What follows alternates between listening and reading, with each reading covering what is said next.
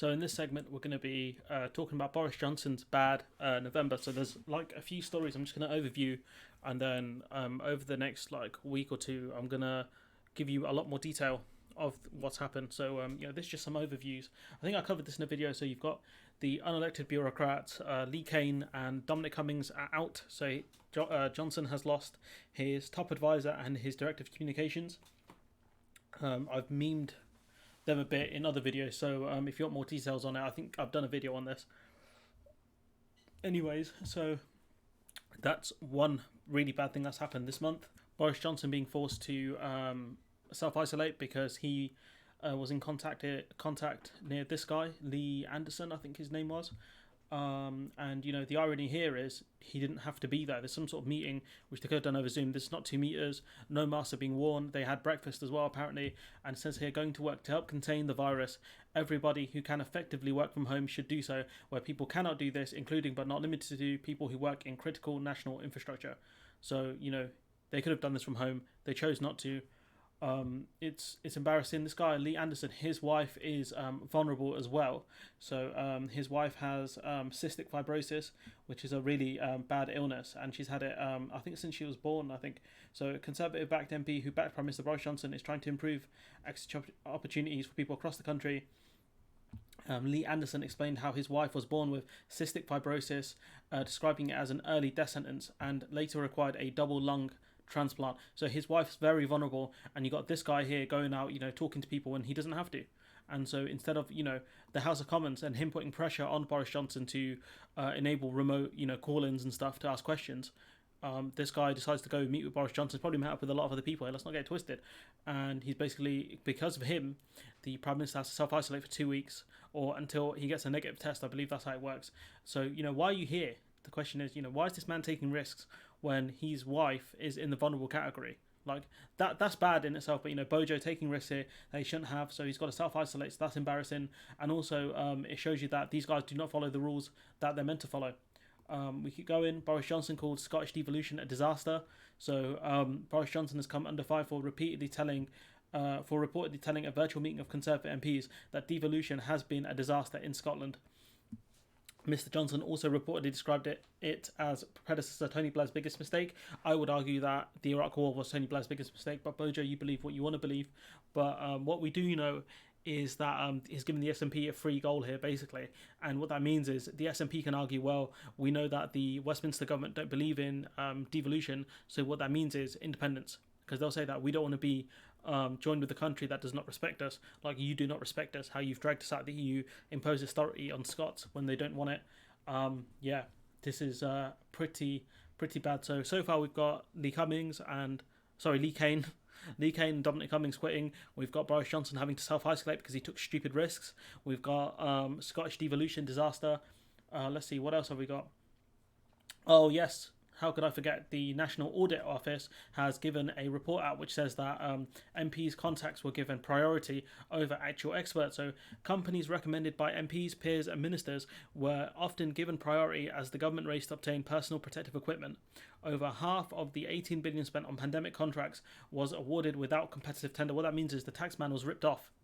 Because what that means is there's no one competing for these contracts, and so these contractors can offer any price and the government's going to have to meet it because there's no one else bidding, right? So here, another scandal. We've got safety concerns. This is from Ayanda Capital, the mask that the government paid so much money for this company to broker a deal with some supplier in China. So 50 million masks brought by the UK government in April will not be used in the NHS because of safety concerns. The government says the masks, which use ear loop fastenings rather than head loops, may not be fit tightly enough. They were brought for the NHS healthcare workers from supplier Ayanda Capital as part of a £252 million contract. So a lot of that money is wasted. I can't tell you how much of it is actually going to go to where it's meant to go. What I can tell you is, according to Keir Starmer, 0 of these masks have been used. So what that means is the government have wasted tons of money here. Okay, and we go on. This guy here, Lord Feldman, a public relations firm whose managing partner previously advised ministers on COVID, is providing consultancy for a testing company signed up by the government. So Lord Feldman's PR firm began advising Oxford Nanopore after it struck a £228 million deal on the Department of Health. So what we've got to see here is that why is this PR firm being given so much money And also, did they get this deal because they knew Lord Feldman and they hired him? Is that how they got the contract? More dodginess and more corruption. So we go here.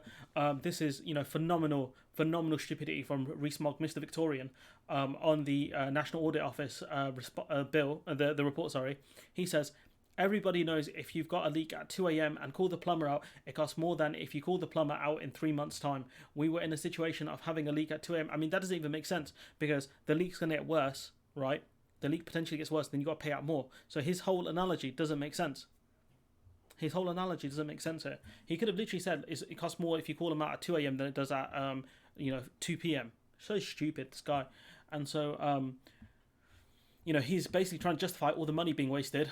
But we know that things weren't up to scratch. And also the fact is they paid this middleman here, Michael Sager, £21 million to be a middleman in these deals in June. This was in June when they didn't need as many masks. They could have taken more time. Here we've got Randox. Their tests had to be taken back because of safety concerns. And so this analogy is so stupid. And so here we've got more scandal.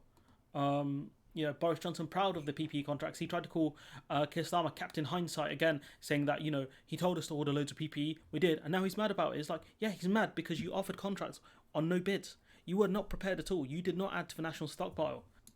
And we go to our final story, which is Priti Patel, bullying inquiry head, quit. So there was a report that was written about Priti Patel and bullying. She has formed for this, bullying civil servants and being an absolute horrible person to work for and work under. So Boris Johnson's advisor on the ministerial code has resigned after the Prime Minister backed Priti Patel over a bullying inquiry. The government standards advisor, Sir Alex Allen, found that Priti Patel's behaviour had breached the code. Mr. Johnson rejected Sir Alex's findings and said he had full confidence in Patel. So this guy is written up, he wrote the ministerial code, or this version of it, his advisor, Boris Johnson's advisor on the ministerial code, which will tell him, if any ministers have broken the rules, right? He's told him, look, Patel's breaking the rules. Boris Johnson's like, nah, she didn't though, did she? And so she's going to stay in post, a person who's monumentally incompetent, who, gave the idea that we could send asylum seekers and migrants to Ascension Island, which is an island where planes can't land properly, and we were going to send them there for processing. Absolute monumental buffoon, and she's been backed.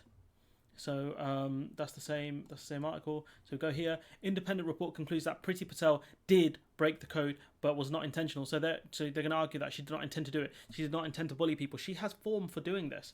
Patel says she's sorry and she keeps her job.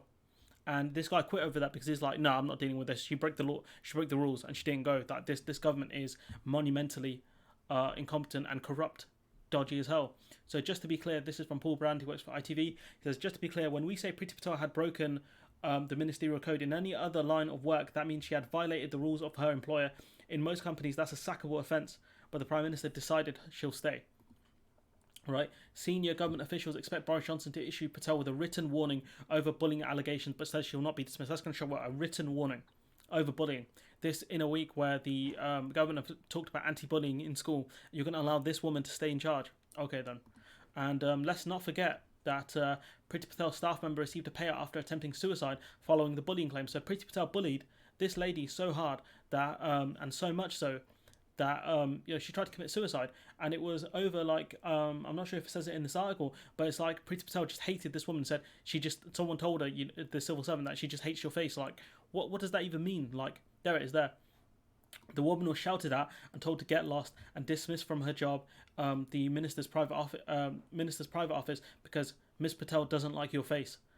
You're a grown adult, Priti Patel. You're an adult. Okay, learn to work with people. You're a minister. You're an MP. You've been given a position of privilege, and this is how you treat people.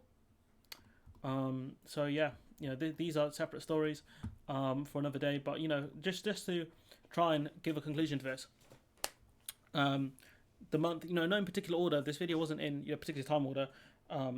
Cain and Dominic Cummings. So you got the Director of Communications and Senior Advisor gone. Dominic Cummings, which has been Boris Johnson's brain for the past 4 years, he's gone.